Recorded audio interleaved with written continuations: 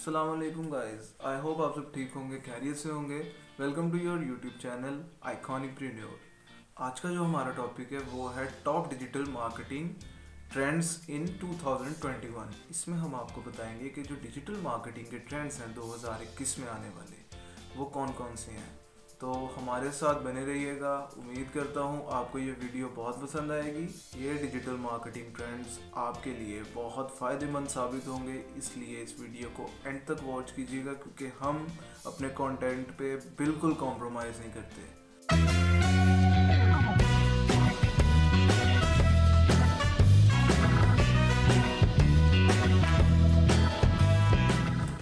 Friends, हमारा जो आज का टॉपिक है डिजिटल मार्केटिंग ट्रेंड्स इन 2021, इसमें हम आपको बताएंगे डिजिटल मार्केटिंग के कौन कौन से ट्रेंड्स आने वाले हैं। So what is blogging?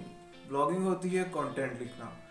Content लिखने से मुराद क्या होता है? कंटेंट लिखने से मुराद ये होता है कि आपका जो कंटेंट है वो व्यूअर्स को फ़ायदेमंद साबित हो। ठीक है, इसमें बहुत सारे ब्लॉग्स आ जाते हैं, ट्रैवलिंग ब्लॉग्स आ जाते हैं, पर्सनल ब्लॉग्स आ जाते हैं, DIY ब्लॉग्स आ जाते हैं, इंफॉर्मेटिव ब्लॉग्स आ जाते हैं, और भी मुख्तलिफ बहुत सारे ब्लॉग्स आप किसी भी टॉपिक पे लिख सकते हैं जो कि आपको पसंद है, जो कि आपका फेवरेट होगा, उस पर आप कोई भी ब्लॉग लिख सकते हैं। तो जैसा कि आप जानते हैं, हम यहाँ पे ट्रेंड्स की बात करेंगे। तो गूगल ने भी अपने ट्रेंड्स जो है वो लॉन्च कर दिए हैं। तो दोस्तों, सबसे पहले हमारा जो ट्रेंड है वो है ब्लॉगिंग का। ब्लॉगिंग में सबसे पहली चीज़ आर्टिफिशियल इंटेलिजेंस है। आर्टिफिशियल इंटेलिजेंस में गूगल चेक करेगा कि आपकी जो क्लिक थ्रू रेट है वो कितना ज़्यादा है, लोग जो व्यूअर्स आ रहे हैं आपके ब्लॉग पे वो कितना ज़्यादा क्लिक्स कर रहे हैं। इसके अलावा आपके ब्लॉग पे कितने ज़्यादा रिटेंशन हो रही है। रिटेंशन से मुराद है कि कितने लोग आपका ब्लॉग ज़्यादा देर तक पढ़ रहे हैं, आपका आर्टिकल जो आपने लिखा है वो सबसे बड़ी बात उसके लिए कि लंबा होना चाहिए। लंबा होने से मुराद है आपका जो ब्लॉग है कम से कम 3000 से 4000 वर्ड का होना चाहिए, जिससे आपको ज़्यादा हेल्प होगी गूगल पे ज़्यादा ऊपर रैंक करने की थोड़े से टाइम में। तो अगर तो आप रैंक करना चाहते हैं तो आपको चाहिए कि आप लंबा ब्लॉग लिखें। लंबे कंटेंट से मुराद ये नहीं कि आप एक ही चीज़ को बार बार लिखेंगे या फिर कोई ऐसी वैसी चीज़ लिखेंगे जो कि लोगों के लिए फ़ायदेमंद नहीं होगी। इससे क्या होगा, आपकी ऑडियंस भाग जाएगी, आपके ब्लॉग पे कोई भी नहीं आएगा और गूगल भी आहिस्ता आहिस्ता आपको डी रैंक कर देगा इफ़ इंस्टेंस आप रैंक हो जाते हैं। तो इसके लिए आपको चाहिए कि आप क्वालिटी कंटेंट लिखें, और गूगल एक ऐसा प्लेटफॉर्म है जहाँ पे आपको दोनों चीज़ें चाहिए। जितना आपसे हो सके उतना ज़्यादा ब्लॉग की अपनी लेंथ भी बढ़ाएं और उसकी क्वालिटी भी इम्प्रूव करें। इसके अलावा तीसरी चीज़ आर्टिफिशियल इंटेलिजेंस में ये है कि अपने ब्लॉग में इनबाउंड लिंक्स लगाएं। इनबाउंड लिंक से मुराद ये होता है कि आपका जो ब्लॉग होता है उसके अंदर आप, फॉर एग्जांपल आपका ब्लॉग, आपकी वेबसाइट पे 10 ब्लॉग हैं, तो आपने जो अगला कंटेंट लिखना है, तो आपने जो अगला कंटेंट लिखना है वो are related to previous blogs होना चाहिए, कि जो आपके ब्लॉग्स हैं एक दूसरे से रिलेटेड होने चाहिए।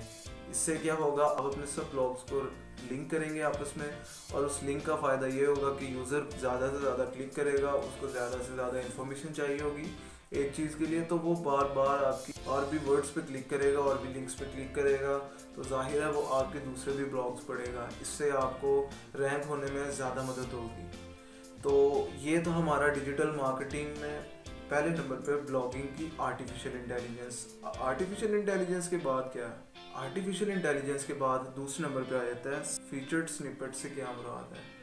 आपको एक वीडियो नज़र आ रही होगी जिसके अंदर आप देख सकते हैं, मैंने यहाँ पे एक क्वेश्चन लिखा है, गूगल से पूछा है कि how to take screenshot in Windows 10। तो उसने वहाँ पे मुझे एक पैराग्राफ दे दिया है जिससे मुझे ज़रूरत नहीं पड़ रही वेबसाइट के अंदर जाने की। ठीक है, तो और सबसे बड़ी बात यह है कि गूगल ने एक इतनी एडवांटेज दे दी है अपने यूज़र को कि वो देख सकता है कि बेस्ट रिज़ल्ट जो गूगल ने उसको दिखाया है वो इतना मुफीद है कि उसको नज़र आ रहा है कि ये स्टेप्स हैं, आप उसमें जाके आप अपने स्क्रीनशॉट का लेने का तरीका देख सकते हैं। अब आप देख सकते हैं कि यहाँ पे मोर का ऑप्शन भी आ रहा है। मोर के ऑप्शन से क्या होता है, मोर के ऑप्शन में जब आप क्लिक करेंगे तो आपका वो जो वेबसाइट है जो गूगल दिखाना आपको चाह रहा है वो पहले नंबर पर जो है वो जो वेबसाइट है ऊपर, उस वेबसाइट में आप रीडायरेक्ट हो जाएंगे। जब आप उस वेबसाइट में रीडायरेक्ट होंगे तो उस वेबसाइट का जो भी ब्लॉग है वो आपके सामने आ जाएगा और आप उस ब्लॉग को पढ़ेंगे और आपको उससे जब फ़ायदा होगा तो जाहिर है कि वो वेबसाइट पहले नंबर पे ही रहेगी। ये तो ब्लॉगिंग का दूसरा टॉपिक। तो तीसरा टॉपिक हमारा है no click searches. No click searches क्या होती हैं?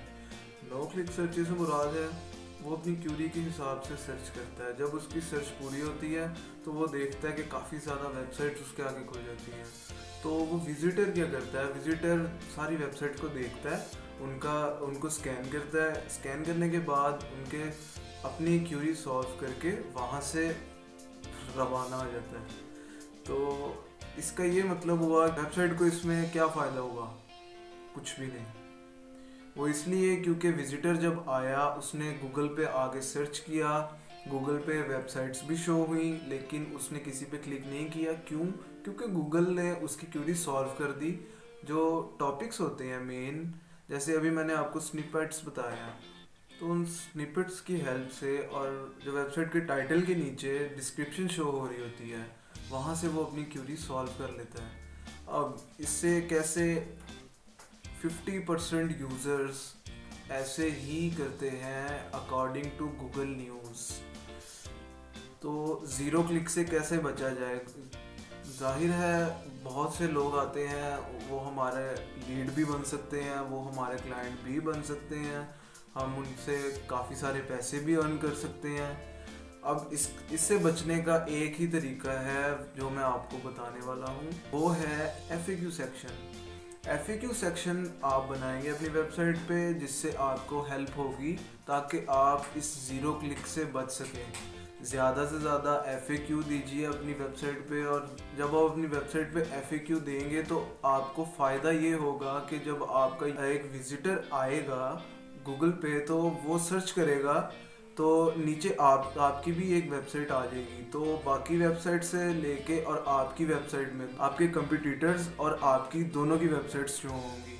तो इन दोनों में यूज़र कैसे प्रेफर करेगा ये मैं आपको बताता हूँ। आपने क्या करना है, सिर्फ FAQ सेक्शन अपनी वेबसाइट में डालना है। जब आप FAQ सेक्शन एक बना लेंगे, उसके अंदर क्वेश्चंस लिखेंगे और यूज़र जब आपके वो क्वेश्चन देखेगा तो उसको क्यूरोसिटी होगी। ह्यूमन साइकोलॉजी है ये कि जब एक इंसान क्वेश्चन देख ले तो वो उसका आंसर उसके दिमाग में आता है। अगर उसके दिमाग में ना आए तो वो उसका आंसर ढूंढने की कोशिश करता है।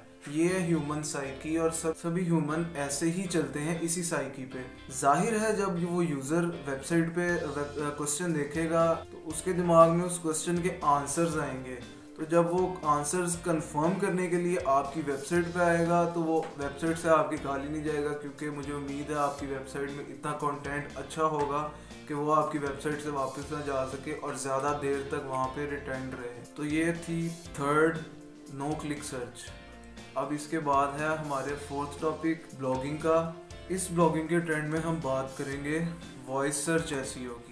वॉइस सर्च SEO से आपको अंदाज़ा हो चुका होगा कि मैं किस चीज़ की बात करने वाला हूँ, लेकिन फिर भी मैं आपको बता देता हूँ। वॉइस सर्च SEO से मुराद है 55% users, according to Google News 55% users are using their voice instead of typing. इसका ये मतलब हुआ कि अब यूज़र्स टाइपिंग नहीं कर रहे, वो अपनी सर्च के लिए अपनी वॉइस इस्तेमाल करते हैं। और जब वॉइस इस्तेमाल करते हैं तो इसका मतलब ये हुआ कि वो टाइपिंग में जो कीवर्ड्स लिखे जाते हैं वो बिल्कुल डिफरेंट हैं वॉइस के कीवर्ड से।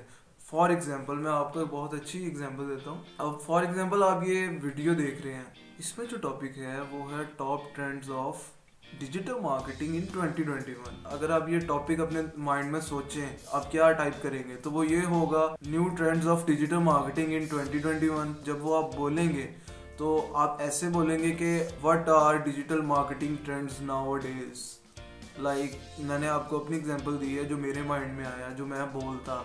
तो इससे अब आपको समझ आ गई होगी कि इन दो कीवर्ड्स में कितना फ़र्क है। और आपको अब जो ब्लॉग्स और वेबसाइट्स अपनी ऑप्टिमाइज करनी है तो कोशिश करनी है कि आप अपने ब्लॉग्स में वॉइस कीवर्ड्स यूज़ करें ताकि आपको जल्दी से जल्दी रैंकिंग मिले और आने वाले जो टाइम है उसमें आप अपने जो कॉम्पिटिटर्स हैं उनसे कम्पीट कर सकें। क्योंकि जो इंसान अपने आप को चेंज नहीं करता वक्त के साथ साथ, जो इंसान ज़िद्दी रहता है, एक ही जगह पर बैठा रहता है, वो इंसान आगे नहीं बढ़ता, वो इंसान एक ही जगह रुक जाता है, वक्त के साथ साथ पानी की तरह बहना पड़ता है। तो इन बातों का आपने ख्याल करना है। और एक बात और, एक भाई का मशवरा है कि आप अपनी जो नोटबुक्स है वो अपने पास रखा करें, नोट्स बनाया करें। मेरी वीडियोस बार बार देखेंगे, इतना टाइम आपके पास नहीं होगा, इसीलिए मेरी आपसे रिक्वेस्ट है कि आप नोटबुक पास रखा करें। माइंड में हम सोच तो लेते हैं कि माइंड में हमने रखा हुआ है, लेकिन ऐसा नहीं होता, माइंड से स्किप हो जाता है। माइंड से 20 to 30% हमारा रह जाता है और बाकी सारा स्किप हो जाता है। इसलिए कोशिश कीजिए कि आप अपनी नोटबुक अपने पास रखिए, जो भी आप नोट्स बनाएंगे वो टॉपिक्स नोट कर लें और छोटी सी उनके साथ डिस्क्रिप्शन दे दें, जिससे आपको वो हमेशा के लिए आपके पास वो नोट्स रहेंगे, ताकि आपको इन फ्यूचर अगर वो पॉइंट्स भूलते भी हैं तो आपको मेरी वीडियो देखने के बजाय आप उन नोट्स को देख लें। क्योंकि मेरा मकसद यही है, मेरा जो मेन टारगेट है वो यही है कि मैं अपने मुल्क के 500 कम से कम 500 लोगों को ऑनलाइन अर्निंग सिखाऊं और अपने पाकिस्तान को मैं स्किलफुल करूं, ताकि हमारे मुल्क से जो बेरोज़गारी है, जो हमारी बहनें हैं, हमारी माएँ हैं, जो जिनके पास वसाइल नहीं है, जो बाहर नहीं जा सकती कमाने, वो घर बैठ के कमा लें। मेरा सिर्फ एक मकसद है यूट्यूब पे आने का, ये इसके अलावा और कुछ भी नहीं है। ओके, हमारा जो 5th टॉपिक है वो है मोबाइल फ्रेंडली। मोबाइल ऑप्टिमाइजेशन में क्या होता है? मोबाइल ऑप्टिमाइजेशन से मुराद है आपकी जो वेबसाइट है उसके तस्वीर जो होती है, पिक्स होती हैं, वो पूरी आए मोबाइल के अंदर। अगर फॉर एग्जांपल आपकी जो पिक है वो सेंटर में आपने अपनी वेबसाइट पे कंप्यूटर में लगाई हुई है या लैपटॉप में लगाई है, तो वो same as it is mobile में भी शो वैसे ही हो, कटे ना। ओके, और इसके अलावा आपके जो वर्ड्स हैं वो मोबाइल की स्क्रीन से आगे बाहर ना जाएं, वो मोबाइल के अंदर ही रहें। इससे क्या होगा, गूगल, अगर आपकी ऐसी ना हुई वेबसाइट तो गूगल आपको बहुत पीछे रैंकिंग में छोड़ देगा, आपका आना काफ़ी मुश्किल हो जाएगा ऊपर। इसीलिए इन बातों का ख्याल रखना है। 2021 में जो भी ब्लॉगिंग शुरू करने वाला है उन सबसे मेरी रिक्वेस्ट है, इन सब बातों को गौर से सुन लें, ये आपके बहुत काम आने वाली हैं। मोबाइल ऑप्टिमाइजेशन में एक और चीज़ जो बहुत इम्पोर्टेंट है वो है आपकी वेबसाइट की स्पीड। तो कोशिश कीजिएगा कि आपकी जो वेबसाइट की स्पीड है वो ज़्यादा अच्छी हो। वेबसाइट की स्पीड कैसे अच्छी हो सकती है? देखिए, जितनी आपकी ज़्यादा अच्छी होस्टिंग होगी उतना ही ज़्यादा आपकी वेबसाइट अच्छा परफॉर्म करेगी। इसलिए कोशिश कीजिएगा कि आप होस्टिंग अच्छी ले लें। फ़िलहाल जो है, अगर तो आपका ब्लॉग न्यू है तो आप एवरेज होस्टिंग से भी काम चला सकते हैं, लेकिन जिस दिन आपके ब्लॉग पे ज़्यादा ट्रैफिक आने लग गई उस दिन आपकी वेबसाइट क्रैश होना शुरू हो जाएगी और लेट खुलना शुरू हो जाएगी, जैसे जैसे कंटेंट उसके ऊपर बढ़ता जाएगा। इसीलिए ख्याल कीजिएगा कि आपकी जो वेबसाइट है वो mobile optimised with a good hosting होनी चाहिए। उसके बाद हमारा है 6th टॉपिक, वो है Google EAT principle. Google EAT principle से क्या मुराद है? EAT stands for experience, authority and trust. जैसे कि आप जानते हैं गूगल को बिजनेस चाहिए, गूगल को विजिटर्स खुश चाहिए, गूगल को अपने विजिटर्स की प्रॉब्लम्स के सोल्यूशन चाहिए, जो कि वेबसाइट वाले, ब्लॉगिंग वाले ब्लॉगर्स प्रोवाइड करते हैं। तो एक्सपर्टीज़ में आपको अपनी जो स्किल, जिसके ऊपर आप काम कर रहे हैं, जिसके ऊपर आप ब्लॉगिंग कर रहे हैं, वो आपकी एक्सपर्ट होनी चाहिए। सबसे अच्छा, जितना अच्छा आपका कंटेंट होगा उतना ही ज़्यादा आपको प्रायोरिटाइज किया जाएगा गूगल के ऊपर। दूसरे नंबर पे है अथॉरिटी। अथॉरिटी से मुराद है डोमेन। डोमेन में जितनी पुरानी डोमेन आप यूज़ करेंगे, जितनी पुरानी डोमेन आपकी होती जाएगी, जैसे ही आपकी डोमेन अथॉरिटी इंक्रीज़ होगी, वैसे ही आहिस्ता आहिस्ता आप गूगल पे ऊपर के ऊपर रैंक होना शुरू हो जाएंगे। तीसरा हमारा जो पॉइंट है वो है ट्रस्ट। गूगल उन्हीं को आगे लाता है जिन पे वो ट्रस्ट करता है। अब ट्रस्ट उन्हीं पे गूगल करता है जो उन्हें ज़्यादा ट्रैफिक ला के देते हैं। वो वेबसाइट्स जिन पे ट्रैफिक कभी ख़त्म नहीं होती और बहुत ज़्यादा ट्रैफिक आती है, वो एक ब्लॉग अगर पोस्ट करें तो फ़ौरन उनके विजिटर्स आ जाते हैं। क्यों? क्योंकि उनकी अथॉरिटी, उनकी एक्सपर्टीज़ और उन्होंने अपना ट्रस्ट बनाया हुआ है अपने यूज़र पे। इसलिए उनके बहुत ज़्यादा चांसेस इंक्रीज़ हो जाते हैं उनके ब्लॉग के रैंक करने के। हमारे पहले ट्रेंड का आखिरी और 7वां टॉपिक है long form article. Long form article से मुराद है आपका आर्टिकल बड़ा होना चाहिए। गूगल एक ऐसा प्लेटफॉर्म है जो आपकी क्वालिटी और क्वांटिटी दोनों चीज़ें मेजर करता है। दोनों चीज़ें उसको 110% चाहिए होती हैं। जितनी अच्छी आपकी क्वालिटी होगी ब्लॉग की, कंटेंट की, उतनी ही ज़्यादा आपको वर्डिंग भी चाहिए, वर्ड्स भी चाहिए। अमूमन कम से कम जो बिगिनर्स हैं उनके लिए मेरा यही मशवरा है कि वो 3000 से 4000 वर्ड्स का एक आर्टिकल लिखें, अगर तो वो जल्दी रैंक होना चाहते हैं गूगल के फर्स्ट पेज पे। आपको मैं एक बहुत अच्छी एक एग्जांपल देता हूँ। नील पटेल हैं, एंटरप्रेन्योर है, डिजिटल एंटरप्रेन्योर, जिनका बड़े एंटरप्रेन्योर्स में नाम आता है, जिनकी एक वेबसाइट भी है जहाँ से आप कीवर्ड रिसर्च भी कर सकते हैं। अकॉर्डिंग टू माई नॉलेज एक मंथ में वो सिर्फ एक ब्लॉग लिखते हैं और वो ब्लॉग भी 8000 वर्ड्स का ब्लॉग होता है। तो फ्रेंड्स आप देखें, एक ब्लॉग पूरे महीने में, पूरे साल में 12 ब्लॉग सिर्फ वो पोस्ट करते हैं, लेकिन उनकी जो कंटेंट की क्वालिटी और क्वांटिटी दोनों बहुत ज़्यादा होती है, जिस वजह से गूगल उन्हें पहले पेज पे ही रखता है। सेकंड टॉपिक हमारा है social media marketing. Social media marketing personally मेरा फेवरेट टॉपिक है, जो कि सेकंड ट्रेंड है 2021 में। सोशल मीडिया मार्केटिंग में Facebook, Twitter, Instagram, Snapchat, Pinterest, Quora और भी प्लेटफॉर्म्स हैं, लेकिन जो मेन प्लेटफॉर्म्स हैं वो ये 6 से 7 ही हैं। मैं बहुत ज़्यादा आपको डीपली समझाऊंगा इनकी मार्केटिंग, इनमें मार्केटिंग कैसे करते हैं, इनकी ऑर्गेनिक रीच और इनकी इनऑर्गेनिक रीच दोनों मैं आपको सिखाऊंगा, और आपको ये भी बताऊंगा कि आपने क्लाइंट कैसे ढूंढने हैं अपने लिए। मैं आपको लोकली भी बताऊंगा एंड इंटरनेशनली भी बताऊंगा। तो प्लीज़ गाइस मेरे चैनल को सब्सक्राइब भी कर लीजिएगा, काइंडली बेल आइकॉन पे भी क्लिक कर दीजिएगा, ताकि आपको पता चलता रहे कि मेरा कंटेंट कब कब आ रहा है। सोशल मीडिया मार्केटिंग पे पूरी एक प्लेलिस्ट बनने वाली है, जिसमें आपको मैं basic to advance social media marketing सिखाऊंगा।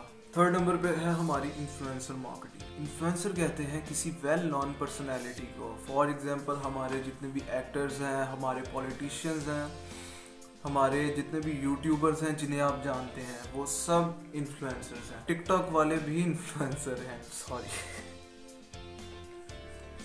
मैं आपको बताऊंगा टिकटॉक मार्केटिंग कैसे करते हैं। टिकटॉक के इन्फ्लुएंसर्स के से कांटेक्ट अगर करना हो तो वो कैसे करते हैं, उनको कैसे मैसेज करना है, क्या ईमेल करना है। मैं आपको टिकटॉक, इंस्टाग्राम और यूट्यूब इन तीनों से ईमेल स्क्रैपिंग सिखाऊंगा कि आप ईमेल इन्फ्लुएंसर्स के कैसे ले सकते हैं, कैसे इन इन्फ्लुएंसर से आप कांटेक्ट कर सकते हैं और किस वे में आप इनसे बात करेंगे। इसे कहते हैं पीआर बनाना किसी कंपनी का। तो ये भी ट्रेंड बहुत हाई जा रहा है। अपनी प्रोडक्ट्स की मार्केटिंग करवाने के लिए क्लाइंट्स को बहुत ज़्यादा ज़रूरत होती है इन्फ्लुएंसर्स की, ताकि उनके और ज़्यादा मार्केटिंग हो और उनके प्रोडक्ट्स सेल हो। फोर्थ नंबर पे है चैटबॉट मार्केटिंग। चैटबॉट मार्केटिंग से मुराद है कि अब in future, in upcoming and present 2021 bots काम करेंगे। बॉट्स आपके सवालों के जवाब देंगे। 40% से ज़्यादा वेबसाइट्स पे बॉट्स ही काम कर रहे हैं।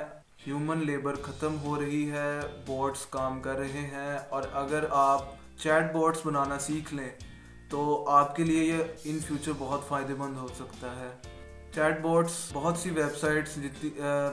फेमस वेबसाइट्स हैं जो चैट बॉट्स का इस्तेमाल करती हैं। इसीलिए ये रिकमेंडेड है कि आप चैट बॉट मार्केटिंग सीखें, ताकि आपको जो इन फ्यूचर है इससे काफ़ी फ़ायदा हो सके। और ये काफ़ी इन स्किल है। पाकिस्तान में अभी इसका इतना रुझान नहीं है, लेकिन फॉरेन कंट्रीज़ में बहुत ज़्यादा चैट बॉट मार्केटिंग यूज़ हो रही है। इंशाल्लाह हम इस चैनल पे आपको ये भी ज़रूर सिखाएंगे। इसके बाद फिफ्थ ट्रेंडिंग टॉपिक है SEM। गूगल का प्लेटफॉर्म है एडवर्ड्स, जिनमें सर्च इंजन एड्स और वीडियो एड्स ट्रेंडिंग पे हैं और बहुत ज़्यादा ट्रेंडिंग पे हैं। बाकी भी ट्रेंडिंग पे है, लेकिन ये इन दोनों की डिमांड ज़्यादा है according to my deep research. इन पे भी वीडियोस बनेंगी, आएंगी इन फ्यूचर। आप काइंडली चैनल के साथ बने रहिएगा। हमारी वीडियो खत्म होती है यहीं पे। प्लीज़ चैनल को सब्सक्राइब कीजिएगा और लाइक एंड कमेंट करना ना भूलिएगा। इससे आपका कोई नुकसान नहीं होगा, हमारी मोटिवेशन बढ़ेगी। So please subscribe our channel and please press that bell icon button so you can get our latest videos in future. Thank you. Allah Hafiz.